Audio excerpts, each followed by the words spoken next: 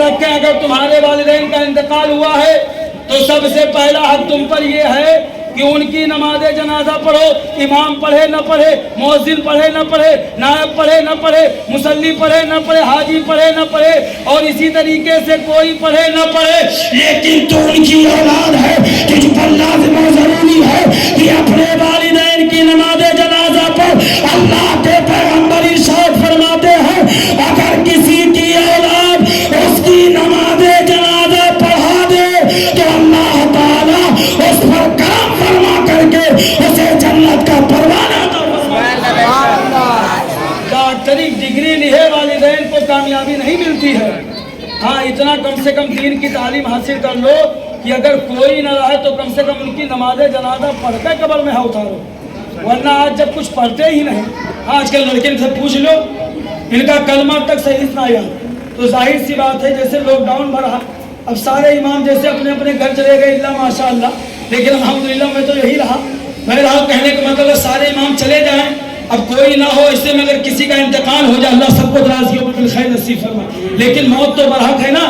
آگاہ اپنی موت سے کوئی بشر نہیں, سامان 100 برس کا ہے پل کی خبر نہیں, مرنا تو ایک دن ہے نا. لِكُلِّ أُمَّةٍ أَجَلٌ فَإِذَا جَاءَ أَجَلُهُمْ فَلَا يَسْتَأْخِرُونَ سَاعَةً وَلَا يَسْتَقْدِمُونَ. کہنے کا مطلب یہ ہے کہ والدین کا انتقال ہو جائے, کوئی میاں مولانا نہ ملے تو اتنا تو پڑھ لو کہ نماز جنازہ ان کی پڑھا دو, ورنہ انہوں نے تو صرف آپ کے لیے کروڑوں کی دولت اکٹھا کی, عمر گئے آپ کو پوچھا تھا کیا کرو گے, ویسے ہی لے جائے گاڑے پریوں کا, ویسے ہی دفن کرنا پڑے گا نا. لیکن آج کل لوگ کوشش بھی نہیں کرتے بلکہ یہ تو چکر میں آتے. اماں ابا کا انتقال ہوا, دوسرے دن مدرسہ پہنچ گئی, حضرت یتیم لڑکے ہیں بھیج دو جنہیں قرآن کھانے کے لیے.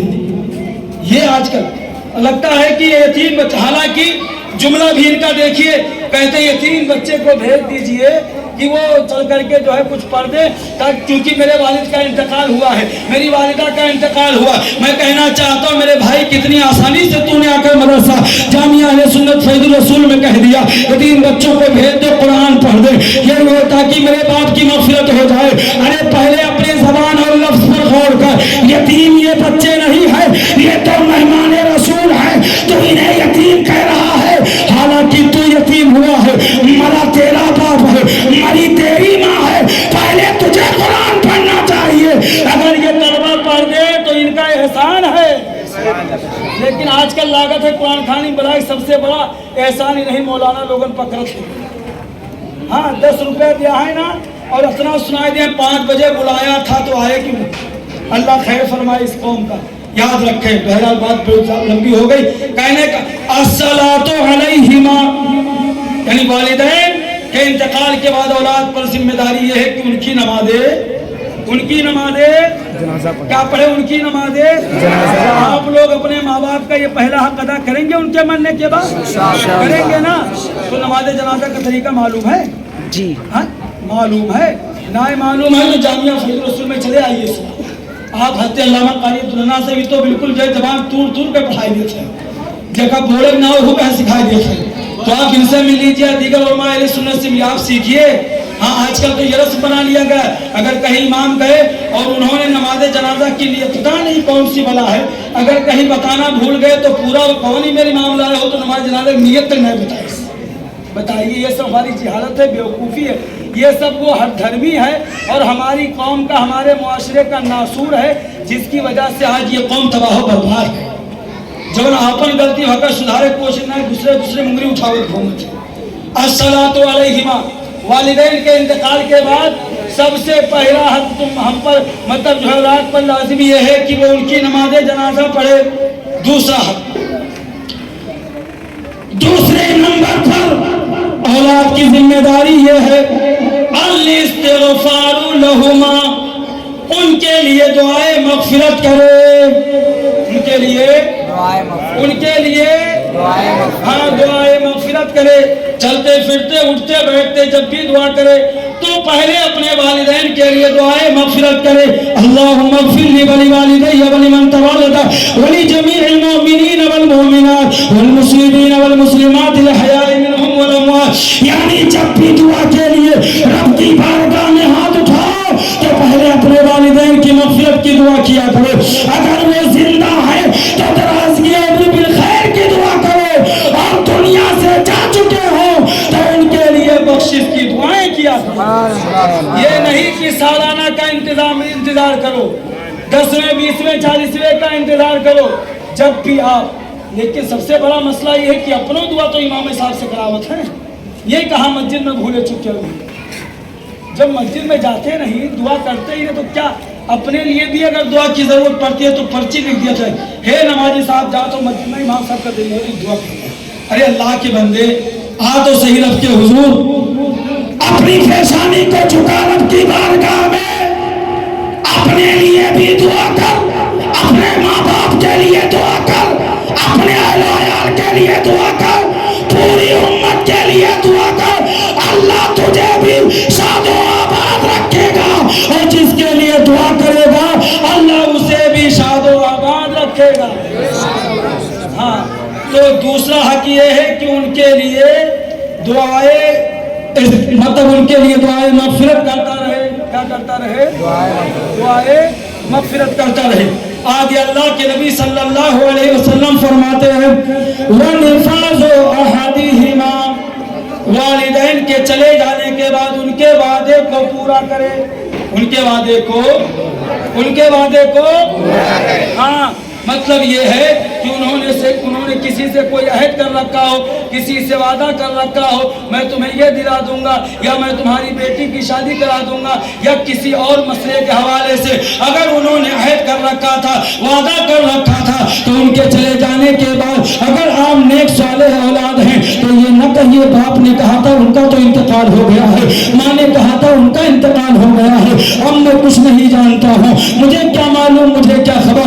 بلکہ اگر فرما بردار اولاد ہو تو تم پر لازم و ضروری ہے، ماں باپ چلے گئے ہیں، ان کا وعدہ قائم ہے، ان کا وعدہ پورا کرو، تاکہ تم اپنے ماں باپ کی غدار اولاد نہ کہلاؤ بلکہ وفادار اولاد. ہاں آج کل تو اگر محتاری باپ قرضدار ہو جائیں تو لڑکے خود ہی دعا کرتے ہیں اللہ ان کا موت دے دے چھٹکارا ملے، ہے نا.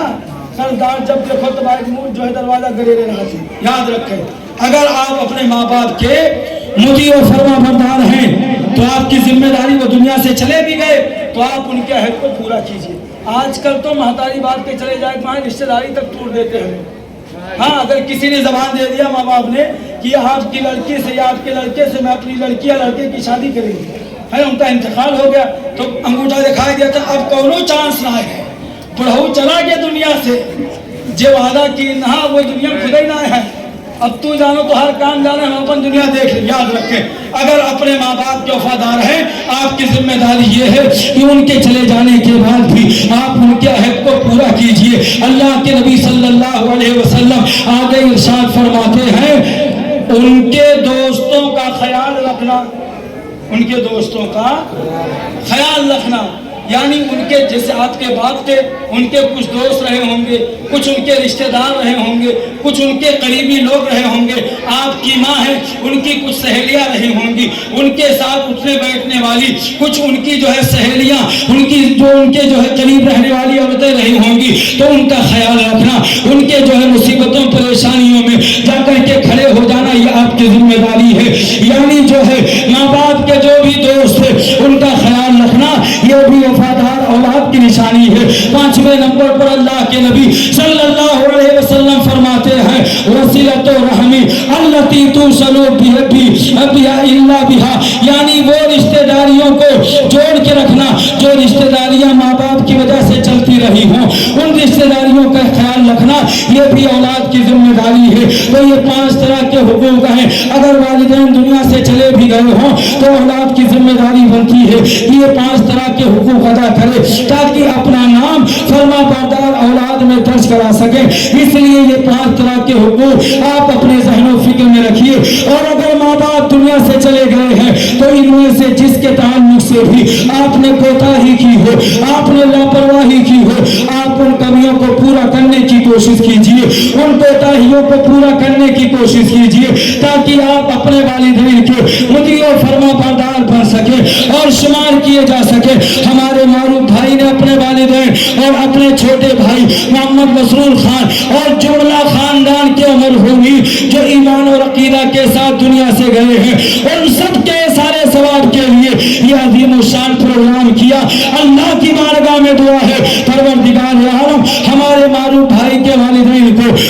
بھائی مسرور کو اور خاندان کے تمام تر مرحومین کو اللہ جنت الفردوس میں اعلیٰ سے اعلیٰ مقام عطا فرمائے، اور ہمارے معروف بھائی اور ان کے جملہ اہل خانہ کو اللہ دن 11ویں رات 12ویں ترقیاں عطا فرمائے، دونوں جہان کی نعمتوں سعادتوں اور برکتوں سے مالا مال فرمائے، اور جتنے بھی لوگ یہاں پر حاضر ہیں اللہ سب کو دونوں جہان میں سرخروئی اور کامیابی عطا فرمائے، ایمان کے ساتھ جلائے، ایمان کے ساتھ سلائے، کل قیامت کے دن ایمان کے ساتھ اٹھائے۔ وما علیہ